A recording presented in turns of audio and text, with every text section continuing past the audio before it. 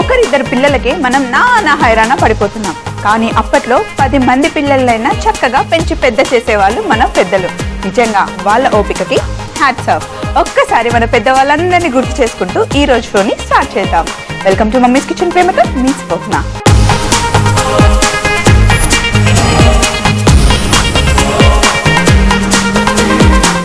ఈరోజు మన సెగ్మెంట్ బామ్మ గారాబం.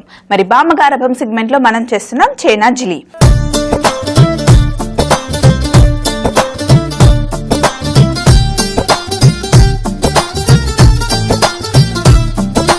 సో మరి ముందుగా చైనా జిలికి కావాల్సింది ఏంటంటే పాలు. చైనా జిలి అంటే చైనా అంటే విరగొట్టుకున్న పాలు అనమాట. అంటే పన్నీర్ చేసేదానికన్నా ముందు స్టేజ్ దాన్ని చైనా అంటారు. జిలి అంటే అదొక రకమైన స్వీట్ అనమాట.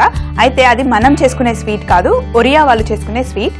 చాలా కొంచెం డిఫరెంట్గా ఉంటుంది. ఎప్పుడు మన స్టైల్ ఎందుకండి, పక్క రాష్ట్రాల వాళ్ళే కూడా టేస్ట్ చేస్తే బాగుంటుంది కదా.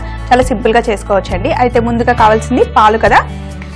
ఫస్ట్ స్టవ్ ఆన్ చేసుకొని 1/2 లీటర్ పాలు తీసుకున్నాను నేను. 1/2 లీటర్ పాలు ఇందులో వేసేద్దాం. వెనిగర్లో కొంచెం నీళ్లు యాడ్ చేసి పాలు విరగొడితే గనక పన్నీర్ చేసినా సరే, చైనా చేసినా సరే అది కొంచెం జ్యూసీగా ఉంటుంది. అదే నిమ్మరసం వేసామనుకోండి డ్రైగా పొడి పొడిగా వచ్చేస్తుంది అనమాట. మనం గ్రేట్ చేసినా లేదా మనం కట్ చేసినా కూడా పొడి పొడిగా విరిగిపోతుంది. అదే మనం వెనిగర్తో కనుక పాలని పగల కొడితే జ్యూసీగా ఉంటుంది. అందుకని ఈసారి ఇంట్లో పన్నీర్ చేసేటప్పుడు నిమ్మరసంతో కాకుండా వెనిగర్తో ట్రై చేయండి. సో ఇక్కడ వెనిగర్ అయితే రెడీగా ఉంది కదా. ఇక్కడ పాలు కొంచెం వేడవుతున్నాయి. ఆల్రెడీ నేను తీసుకున్న పాలు ఒకసారి కాగబెట్టినవే. సో చల్లగా అయ్యాయి కదా, అందుకే మళ్ళీ వేడి చేస్తున్నాను. ముందుగానే కాగబెట్టుకున్న పాలు వేడైన తర్వాత మనం చైనా చేసుకుందాం. ఒక స్పూన్ కూడా రెడీగా పెట్టుకుందాం. పిల్లలకి మీరు రోజు పాలు ఇస్తున్నారా? కంపల్సరిగా రోజు పొద్దున ఒక గ్లాసు, సాయంత్రం ఒక గ్లాసు పాలు ఇవ్వండి. పిల్లలతో పాటు మీరు కూడా రోజు పాలు తాగండి. పాలల్లో కాల్షియం ఉంటుంది, అలాగే ప్రోటీన్ కూడా ఉంటుంది. అయితే ఇప్పుడు చలికాలం కదా, చలికాలంలో పిల్లలకి పాలు ఇచ్చేటప్పుడు, అది రాత్రిపూట పాలు ఇచ్చేటప్పుడు ఒక చిటికెడు పసుపు వేసి కనుక మనం పాలల్లో ఇస్తే ఎక్కువగా ఇప్పుడు జలుబు, దగ్గు, జ్వరం వస్తూ ఉంటాయి కదా ఈ సీజన్లో, అలా రాకుండా ఉంటాయన్నమాట. జలుబు ఉన్నా లేకపోయినా సరే రోజు రాత్రి పడుకునేటప్పుడు పిల్లలకి ఇలా ఒక టేబుల్ స్పూన్ తీసుకొని ఇందులో కొంచెం చిటికెడు పసుపు వేసి అందులో పాలల్లో కలిపి పిల్లలకి రోజు పట్టించారనుకోండి, ఇప్పుడు ఏవైతే వస్తున్నాయో ఆ ఇన్ఫెక్షన్స్ వాళ్ళకి రాకుండా ఉంటాయి. అలాగే ఆడవాళ్ళకు కూడా పాలు చాలా అవసరం. పాలల్లో కాల్షియం ఉంటుంది, ప్రోటీన్ ఉంటుంది.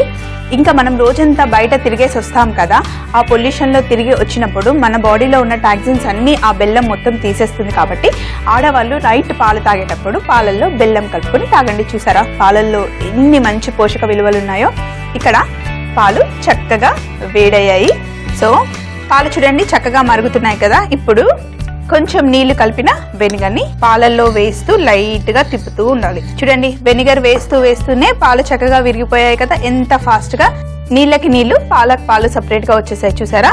అందుకే వెనిగర్ వేస్తే తొందరగా పాలు విరుగుతాయి, అలాగే మంచిగా జ్యూసీగా వస్తుంది. సో ఇప్పుడు పాలు విరిగిపోయాయి కదా.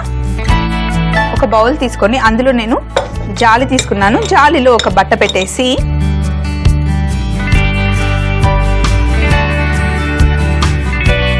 సో ఇప్పుడు మనం ఇక్కడ వచ్చిన ఈ పాల పదార్థం ఉంది కదా, దీన్ని చైనా అంటారు. అయితే దీన్ని ఒక 2 నిమిషాలు తిప్పి పక్కన పెట్టేస్తే నీళ్ళంతా పక్కకు కారిపోతాయి. దీన్ని కాసేపు ఇలా పెట్టేద్దాం. తరువాత ఇంకొక బాండీ తీసుకొని స్టవ్ ఆన్ చేసి ఇందులో ఒక బౌల్ చక్కెర వేసేసి కొంచెం నీళ్లు వేసుకోవాలి. మనం గులాబ్ జామ్ చేసుకునేటప్పుడు పాకంకి ఎలా నీళ్లు వేసుకుంటామో అలాగే కొన్ని నీళ్లు వేసుకోవాలి. మరీ చిక్కగా కాదు, అలా అని మరీ పల్చగా కాదు. ఇన్ని నీళ్లు వేసుకుంటే సరిపోతుంది. ఇందులో చక్కెర నీళ్లు వేసుకున్నాం కదా. ఇప్పుడు మనం చక్కెర పాకం చేసుకోవాలి. ఈ చక్కెర పాకం కోసం నేను ఇలాచీ తీసుకున్నాను.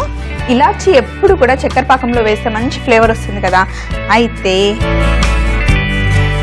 జస్ట్ ఇందులో ఉన్న గింజల్ని సపరేట్ చేస్తున్నాను, ఈ స్కిన్ని సపరేట్గా, అలాగే ఇందులో ఉన్న సీడ్స్ని కూడా నేను సపరేట్ చేసి ఈ వాటర్లో వేసేస్తాను. ఇలా వేస్తే మంచి ఫ్లేవర్ వస్తుంది. చాలామంది ఈ ఏవైతే ఇలాచీ సీడ్స్ ఉన్నాయో అవి తీసేసి తింటారు. కానీ మనం తినే స్వీట్తో పాటు ఆ ఇలాచీ సీడ్స్ కూడా చాలా మంచి టేస్ట్, మంచి ఫ్లేవర్స్ ఉంటాయి కదండి. అందుకే నేను అలాగే వేసాను. అప్పుడప్పుడు నేను గులాబ్ జామ్ చేసినప్పుడు కూడా ఇలాగే పౌడర్ చేయకుండా డైరెక్ట్గా సీడ్స్ వేసేస్తాను. సో ఇప్పుడు షుగర్ సిరప్ కొంచెం మరుగుతూ ఉంది కదా, ఎక్కువసేపు మరగాల్సిన అవసరం లేదు, ఎందుకంటే మనం ముదురు పాకం చేయట్లేదు కదా, లైట్గా నార్మల్గా పాకం చేస్తున్నాము. గులాబ్ జామ్ పాకం, అచ్చంగా గులాబ్ జామ్ పాకం చేస్తున్నాం మనం ఇప్పుడు. సో నీళ్లు మరుగుతున్నాయి కదా, ఇందులోనే మనం కొంచెం కుంకుమ పువ్వు, నేను అసలు నానబెట్టలేదు కుంకుమ పువ్వుని, డైరెక్ట్గా ఇందులోనే వేసేస్తున్నాను. కుంకుమ పువ్వు వల్ల మంచి కలర్ వస్తుంది, న్యాచురల్గా మంచి లైట్ ఆరెంజ్ కలర్ వస్తుంది. సో అందుకని నేను కుంకుమ పువ్వు వేసాను ఇందులో. ఇది మామూలుగా స్నాక్ లాగా కాదు, ఎప్పుడైనా పార్టీ చేసుకున్నప్పుడు కూడా ఇంట్లో మీరు చేసి పెట్టచ్చు. ఎప్పుడు రెగ్యులర్ స్వీట్స్ కాకుండా కొంచెం డిఫరెంట్గా ఉండాలి అంటే ఇలాంటి స్వీట్స్ మీరు ట్రై చేయండి. సో పాకం మరుగుతూ ఉంది. అయితే ఇక్కడ నా దగ్గర రోజ్ వాటర్ ఉన్నాయి, నేను రోజ్ వాటర్ ఈ చక్కెర పాకంలో వేస్తున్నాను. మంచి రోజ్ ఫ్లేవర్ వస్తుంది. మామూలుగా రోజ్ వాటర్ మీరు ఎప్పుడు కూడా బయట నుండి తెచ్చుకుంటూ ఉంటాం కదా, నేను కూడా మొన్నటి వరకు బయట నుండి తెచ్చుకునేదాన్ని. కానీ ఇప్పుడు ఇంట్లో ఉన్న గార్డెన్లో ఉన్న రోజ్ ఫ్లవర్స్ అన్నీ తీసుకొచ్చి వాటర్లో మనం సోక్ చేసి పెడితే ఒక 5-10 డేస్ తర్వాత మంచి ఈ రోజ్ వాటర్కి మంచి రోజ్ ఫ్లేవర్ వస్తుందండి. మీరు ఇంట్లోనే రోజ్ వాటర్ని ట్రై చేయండి. సో మంచిగా పాకం మరుగుతుంది కదా, ఇందులో ఈ రోజ్ వాటర్ కూడా వేసి పాకం మరుగుతూ ఉంది కదా, మీరు గమనిస్తున్నారా, మనం కుంకుమ పువ్వు వేయడం వల్ల మంచి కలర్ వచ్చింది. సో చూడండి, మన చక్కెర పాకం కూడా రెడీ అయిపోయింది. ఎక్కువసేపు మరగాల్సిన అవసరం లేదని చెప్పాను కదా. సో స్టవ్ ఆఫ్ చేసేసుకుందాం. ఇక్కడ చక్కెర పాకం రెడీగా ఉంది, అలాగే మనం చేసి పెట్టుకున్న చైనా కూడా రెడీగా ఉంది. ఈ రెండింటిని కలిపి మనం చేయాల్సింది ఏంటి, చైనా జిలి కదా. మన చైనా రెడీగా ఉంది కదా, ఇప్పుడు ఈ చైనాని చాపింగ్ బోర్డ్ పైన కొంచెం వేసుకొని దీంట్లో కొంచెం ఒక స్పూను మైదా పిండి,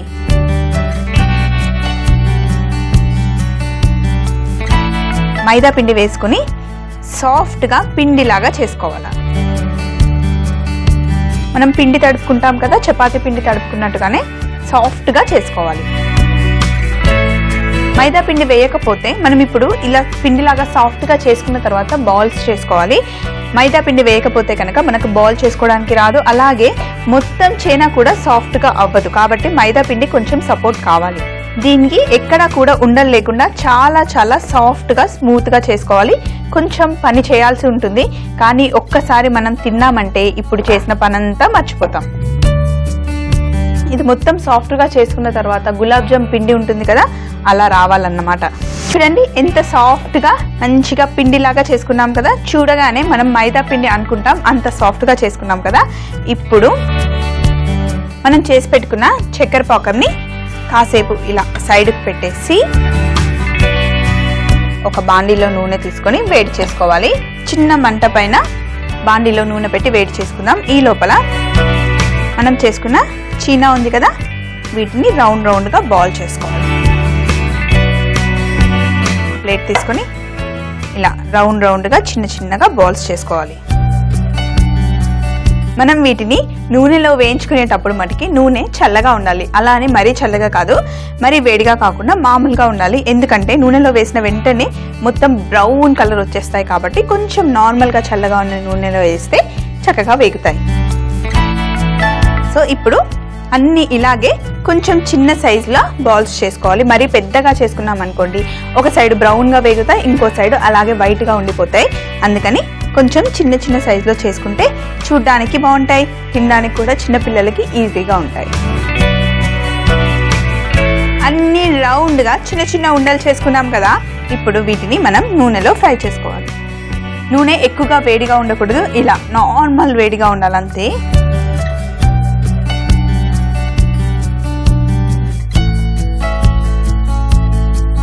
సో నూనెలో మన చీనా బాల్స్ వేసుకున్నాం కదా, ఈ చక్కెర పాకం ఇక్కడ పెట్టుకుందాం. చైనా బాల్స్ వేగిన తర్వాత మనం తీసి చక్కెర పాకంలో వేయాలి.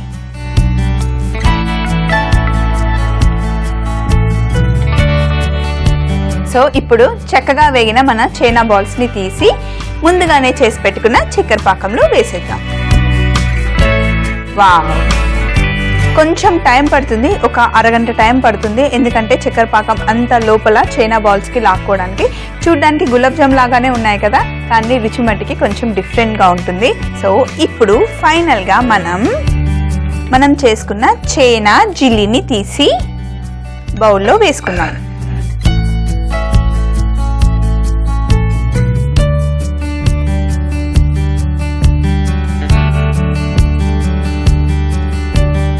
కొంచెం సాఫ్రాన్ అంతా కిందకు వచ్చింది కదా, కుంకుమ పువ్వు ఇలా పైన కనిపించేలాగా పెడితే చూడడానికి బాగుంటుంది.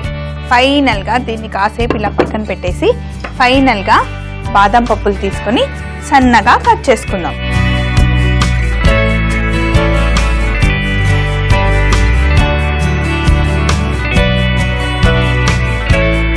సన్నగా కట్ చేసుకున్న బాదం పప్పుని మన చేనాజిలి మీద వేసేసుకుందాం.